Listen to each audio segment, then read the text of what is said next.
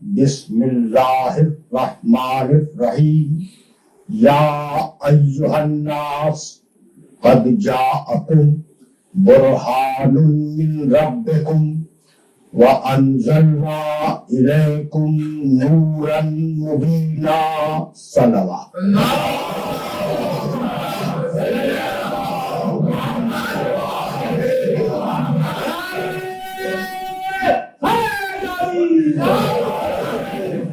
سورہ نساء قرآن مجید کا چوتھا سورہ ہے اور وہ آیہ مبارکہ جس کی تلاوت کا شرف حاصل کیا گیا وہ اس سورے کی 174ویں آیت ہے۔ اس آیہ مبارکہ میں پروردگار عالم نے یہ ارشاد فرمایا کہ یا ایھا الناس، اے دنیا کے 100% انسانوں، یا ایھا الناس، اے اس دنیا کے 100% انسانوں، قد جاءکم برہان من ربکم، تمہارے پاس اللہ کی طرف سے روشن برہان اور روشن درد آ چکی۔ وَأَنزَلْنَا إِلَيْكُمْ نُورًا مُبِينًا، اور ہم نے تمہاری طرف ایک واضح اور روشن نور نازل کیا۔ گفتگو کی ابتدا میں یہ بات سمجھ لینی چاہیے کہ قدیم ترین تہذیبوں سے آج تک جو معاشرے بنے ان معاشروں میں کچھ وہ کتابیں ہیں جن کے متعلق یہ دعویٰ کیا جاتا ہے کہ وہ الہامی ہیں، یعنی آسمانوں سے اتری ہوئی کتابیں ہیں، اللہ کی بھیجی ہوئی کتابیں ہیں، دعویٰ کیا جاتا ہے۔ وہ کتابیں آج دنیا میں پائی جاتی ہیں، بہت سی کتابیں دنیا میں پائی جاتی ہیں، لیکن عجیب بات یہ ہے کہ وہ کتابیں جو آج دنیا میں پائی جاتی ہیں وہ لوگوں کی نگاہ میں ہیں، وہ کتابیں لوگوں کی نگاہ میں ہیں، پڑھی جاتی ہیں اور دنیا کے بڑے بڑے اسکالرز ان پہ نگاہ رکھتے ہیں۔ دعوے کے ساتھ یاد کر رہا ہوں اپنے محترم سننے والوں کی خدمت میں کہ کسی کتاب میں، دیکھنے کے بعد عرض کر رہا ہوں، کسی کتاب میں پوری انسانیت کو مخاطب نہیں کیا گیا۔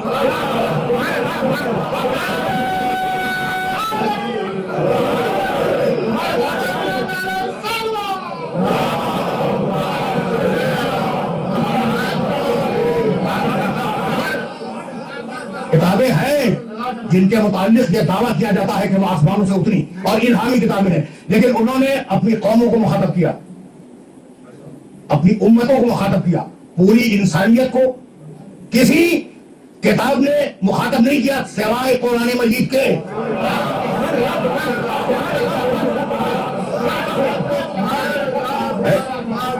قابل غور بات توجہ رکھنا، الناس کے معنی پوری انسانیت۔ 2-3 سال قبل میں نے کچھ آیات تلاوت کی تھی، حجہ کی تھی اپنے سننے والوں کو، اور انہیں حجہ کرنے کے بعد دوبارہ ریلیٹ کروں گا آگے۔ دیکھو بھائی، بسم اللہ الرحمن الرحیم، الناس کے معنی پوری انسانیت۔ بسم اللہ الرحمن الرحیم، قل اعوذ برب الناس ملک الناس الہ الناس، وہ پوری انسانیت کا رب ہے، وہ پوری انسانیت کا بادشاہ ہے، وہ پوری انسانیت کا معبود ہے۔ تو اللہ پوری انسانیت کا معبود، یہ تو واضح ہے نا۔ اور اب اپنی کتاب کے لیے ارشاد فرمایا، شہر رمضان الذی انزل فیہ القرآن ھدی للناس وبینات من الھدی والفرقان۔ ھدی للناس وہ ہے رب الناس، ملک الناس، الہ الناس، اور اس کی کتاب ھدی للناس۔ اور پھر اسی قرآن نے آواز دی، ان اول بیت وضع للناس للذی ببکۃ مبارکا وھدی للعالمین، یہ کعبہ پوری انسانیت کے لیے مبارک ہے۔ اور اب سورہ سبا میں آواز دی، وما ارسلناک، اپنے حبیب کو مخاطب کیا، وما ارسلناک الا کافۃ للناس بشیرا ونذیرا، حبیب ہم نے تجھے پوری انسانیت کے لیے رسول بنا کے بھیجا ہے، کسی قوم یا قبیلے کے لیے نہیں، تو پوری انسانیت کے لیے رسول ہے۔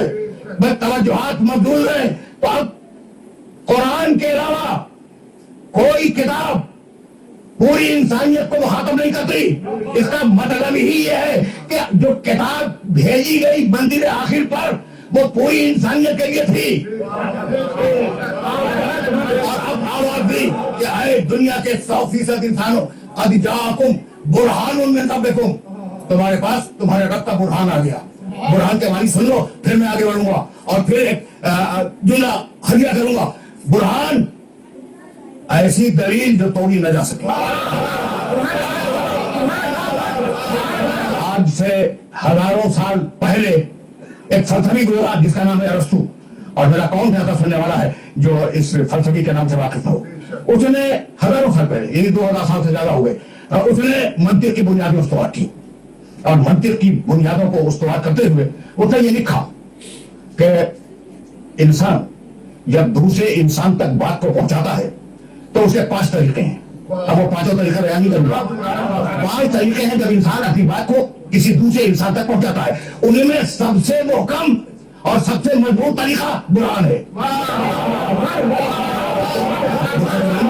وہ دلیل جو توڑی نہ جا سکے. لیکن قرآن نے منطق کی اصطلاح میں برہان کو استعمال نہیں کیا. قرآن کے اپنے معنی ہیں، یعنی برہان جو حقیقت کو واضح کر دے اور دل میں اطمینان پیدا کر دے.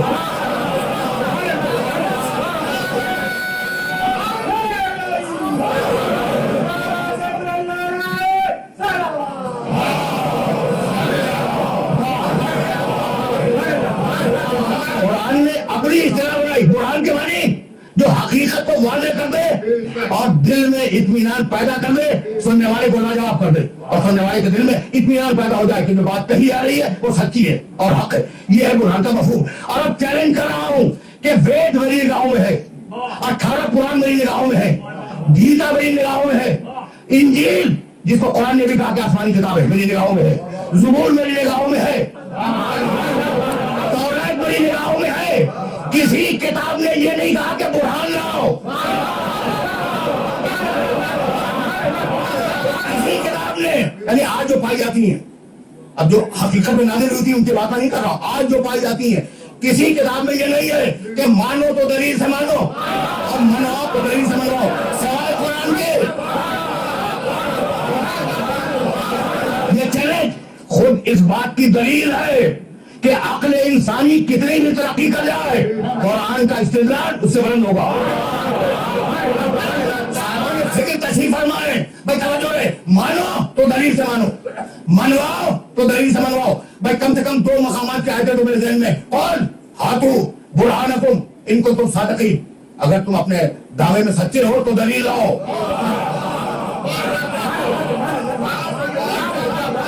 اگر تم اپنے دعوے میں سچے ہو تو دلیل لاؤ. بھئی یہ وہ نازک مرحلہ فکر ہے جس مرحلہ فکر کے لیے میں نے اپنے محترم سننے والوں کو زحمت دی. اگر تم اپنے دعوے میں سچے ہو، آئے راہم اللہ، سورہ نمل 27واں سورہ قرآن مجید کا 64 آیت، آئے راہم اللہ، کیا اللہ کے ساتھ کوئی اور بھی اللہ ہے؟ اور حبیب کہہ دو، ان سب سے کہہ دو، پوری انسانیت سے کہہ دو کہ اگر اپنے دعوے میں سچے ہو تو دلیل لاؤ.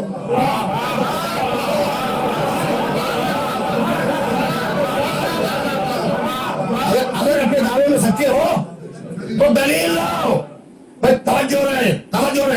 تو اب قرآن نے چیلنج تو کر دیا ساری دنیا کی مقدس کتابوں کو، ساری دنیا کے باشعور انسانوں کو کہ بات کرو تو دلیل سے بات کرو، مانو تو دلیل سے مانو، منواؤ تو برہان اور دلیل سے منواؤ. اب خود قرآن سے پوچھو، توجہ، خود قرآن سے پوچھو کہ تو بھی تو دلیل سے بات کر.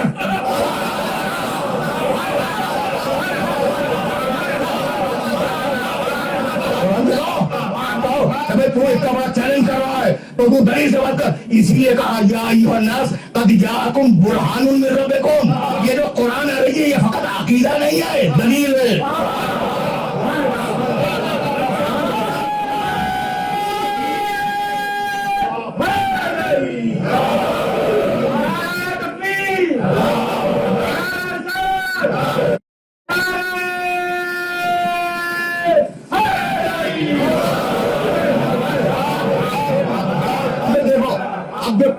دلیل سے بات ہوگی نا تو دلیل آسان بھی ہوگی، دلیل مشکل بھی ہوگی. لیکن یہ قرآن کا معجزہ ہے کہ مشکل پسندوں کے لیے دلیل مشکل، آسان پسندوں کے لیے دلیل آسان. میں ایک दलील दूंगा और यही से मैं आगे बढ़ जाऊंगा. क्या अजीब शान से कुरान मजीद ने इरशाद फरमाया. ये आय मुबारका गुज़श्ता साल सनामे करा में तिलावत कर चुका हूं. अवलम यतफक्करू फी अनफुसिहिम मा खलक़ल्लाहु समावाति वल अर्ज़ व मा बैनहुमा इल्ला बिल हक़ व अजलिन मुसम्मा.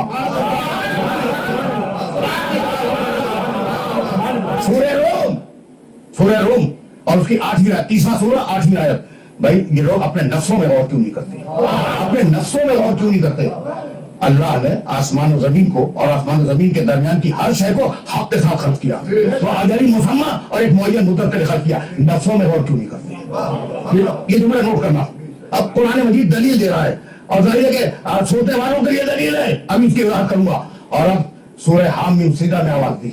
सनुरीहिम आयातना फिल आफाक व फी अनफुसिहिम हत्ता यतबय्यना लहुम अन्नहुल हक. हम दिखाएंगे अपने वजूद की निशानियां, हम दिखाएंगे, पूरी कायनात में भी दिखाएंगे, तुम्हारे नफ्सों में भी दिखाएंगे. अभी 2 आयतें हो गई और अब सूरह बकर में आवाज दी. कैफा बिल्लाहि व कुंतुम अमवातन फअहयाकुम सुम्मा युमीतुकुम सुम्मा युहयीकुम सुम्मा इलैहि तुरजऊन. तुम अल्लाह के वजूद का इनकार करोगे? तो देखो आए मुबारकत. तुम अल्लाह के वजूद से इनकार करोगे? तुम मुर्दे थे, उसने तुम्हें जिंदा किया, फिर तुम्हें मौत देगा, फिर जिंदा करेगा, फिर तुम्हें जिंदा करेगा और फिर उसकी बारगाह में पलटा के ले जाओगे. अब ये तुमने देखा. अब इसमें कहा क्या गया? देखो भाई, कुरान के हकायक और दकायक को तफसील के साथ बयान करने का मौका तो नहीं है, लेकिन अब ये 3 आयतें मैंने पढ़ी, खुलासा अब मेरी जबान से सुनो. तीनों आयतों में जोर दिया गया कि तुम अपने को देखो, अल्लाह को पहचानो. अपने को देखो, नसों में गौर करो. हम निशानियां दिखाएंगे नसों में. तुम नहीं थे, हुए, फिर चले जाओगे. भाई ठीक है ना. तो अब ये सुनने वाले इस बात को अपने जहन में महफूज रखें कि भाई हर इंसान को सोचने का हक है कि जब हम नहीं थे तो आए कहां से.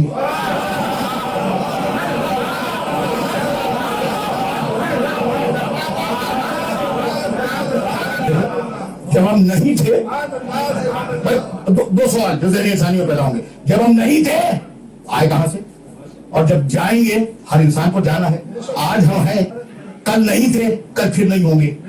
यही है ना. तो जब हम नहीं थे तो आए कहां से, और जब हम चले जाएंगे तो कहां जाएंगे, और कहां से आए कहां जाएंगे. ये 2 सवाल हर इंसान के जहन में महफूज है. अच्छा भाई, अब रुकना. अब आयत खुलने वाली है. मेरे मोहतरम सामीन की खिदमत में जो जुमले पेश कर रहा हूं उससे आयत खुल जाएगी. तुम नहीं थे, मैं भी नहीं था, हैं, फिर चले जाएंगे इस दुनिया से. ठीक है ना. अच्छा भाई, तो अब मैं एक सवाल करता हूँ, फिर कहां से आए? कभी अपने बाप से आए? तो सीधी बात करो ना, यानी जवाब तो यही है. अच्छा भाई, वो बाप कहां से आए? वो अपने बाप से आए. अच्छा फिर वो कहां से आए? वो अपने बाप से आए. तो दुनिया में जितनी इंसानी शजरों की शाखें पाई जाती हैं, उन सबसे सवाल है भाई तुम कहां से आए? सब ये जवाब देंगे कि अपने बाप से आए. अच्छा भाई, वो कहां से आए? अपने बाप से आए. वो कहां से आए? अपने बाप से आए. भाई अब जब थक जाएगा जहर इंसानी जवाब दे देगा तो रुक जाएगा आदम पर कि सब आए आदम से.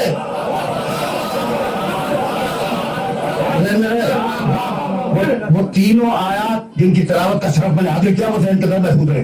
अच्छा जब थक गया ना जहन इंसान, जवाब दे देगा कि वो कहां से आए, फिर वो कहां से आए, फिर वो कहां से आए, तो जाके रुका सिलसिला कहां? आदम पर कि सब आए आदम थे. अच्छा इस तुमने तो थक के जवाब दे दिया कि सब आए आदम थे. अब मेरा सवाल तो बाकी है कि आदम कहां से आए. सवाल तो बाकी है कि आदम कहां से आए. तो आप जवाब जानते हो कि आदम आए मिट्टी से आए ना. तो सवाल तो फिर जारी है कि भाई मिट्टी कहां से आई, मिट्टी कहां से आई. कहने लगे जमीन से आई. अच्छा जमीन से. अच्छा फिर मेरा सवाल, जमीन कहां से आई. कहने लगे कि सूरज एक गोला था, आपका गोला, और उसमें से जमीन टूट के निकली. तो आदम आए मिट्टी से, मिट्टी आई जमीन से, जमीन आई सूरज से. सवाल तो है.